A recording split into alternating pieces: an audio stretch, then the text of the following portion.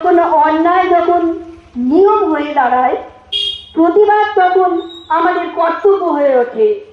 সেই দাবিতে আজ মাসাপাড়া দুর্গোৎসব কমিটি ও সমাপুজো কমিটি আমরা এই বছরের অনুদান গ্রহণ করতে অস্বীকার করছি।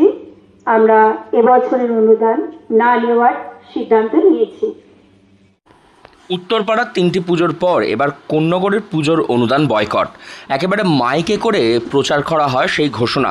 কোন্নগর মাস্টারপাড়া সার্বজনীন দুর্গোৎসব কমিটি পল্লীবাসীদের সভা ডেকে সিদ্ধান্ত গ্রহণ করে যে আরজিকর ঘটনার প্রতিবাদে এবারে তারা পুজোর অনুদান বয়কট করছে।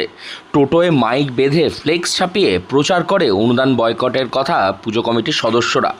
একের পর এক পুজো কমিটির প্রতিবাদ স্বরূপ দুর্গাপুজোর অনুদান না নেওয়ার সিদ্ধান্ত গ্রহণ করছে। আগে উত্তরপাড়ার 3টি পুজো কমিটি সরকারি অনুদান প্রত্যাখ্যান করেছে। সেই উত্তরপাড়া থানা এলাকারই কোন্নগর মাস্টারপাড়ার পুজো অনুদান এবারে আবারও প্রত্যাখ্যান করলো। বরং বাকিদের থেকে আরও এক ধাপ এগিয়ে একেবারে মাইক প্রচার করে সেই বার্তা পৌঁছে দিচ্ছেন তারা এলাকার মানুষজনদের কাছে।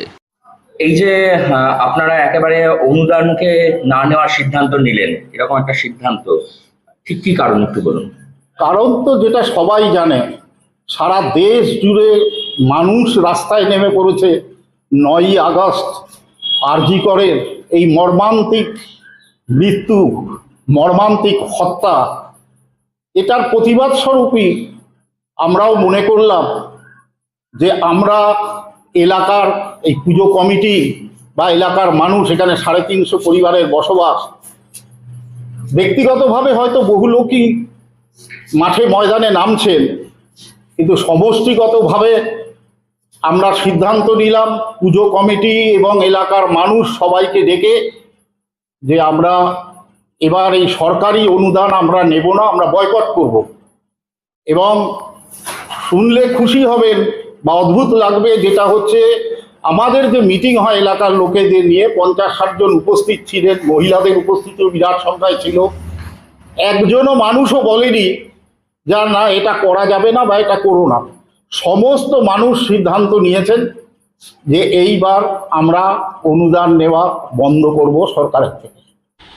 এই বিষয়ে এলাকার মহিলাদের বক্তব্য, উৎসবের আগে আসে তাদের সম্মান, আর নারীরা বাইরে গিয়ে কাজ করে, তারা বাড়িতে থেকে যে সম্মানের সঙ্গে কাজ করে এবং পরিবারের সম্মান জড়িয়ে থাকে, সেই জায়গাতেই আঘাত এসেছে। প্রথমে তাদের দোষীরা শাস্তি চাইছে, কারণ শাস্তি না হলে এটা প্রমাণ হয়ে যাবে অপরাধ করে যে কোনো অপরাধী বেঁচে যায়। তাই তারা এই ঘটনা থেকে সরতে পারছেন না। সেই কারণে তারা এবছর দুর্গাপুজো একেবারে অনাড়ম্বরভাবে শুধুমাত্র পল্লীবাসীদের টাকা দিয়েই এই পুজো করতে চান এবং প্রতিবাদ স্বরূপ তারা এই যে সরকারি অনুদান তা না নেওয়ার সিদ্ধান্ত গ্রহণ করেছেন। এই বিষয়ে কি বলছেন মহিলারা, শুনুন। আপনাদের এলাকারই তো পুজো এবং আপনারা এবছর অনুদান বয়কট করছেন, ঠিক কি চাইছেন আপনারা? আমাদের অনুদান বয়কটের উদ্দেশ্য এটাই, যখন মানুষের পিঠ থেকে যায়, যখন প্রথম আমাদের উৎসব জীবনে পরে আসে, প্রথমে আমাদের যেটা আমরা বাড়ির বাইরে বেরোই বা বাড়িতে থাকি, আমরা প্রথমে নারী, আমাদের একটা সম্মান বোধ আছে এবং আমাদের সম্মানের সঙ্গে আমাদের পুরো পরিবারের সম্মান জড়িত। সেই জায়গাটায় যেখানে আঘাত আসছে, তারপরে আমাদের জীবনে উৎসব, আনন্দ সব কিছু। এবং সেই জন্যে আমরা প্রথম এই দোষীর শাস্তিটা চাই, যাতে আমাদের মনে এই সংশয়টা না থাকে যে হ্যাঁ, যারা দোষ করে তারা শাস্তি পায়।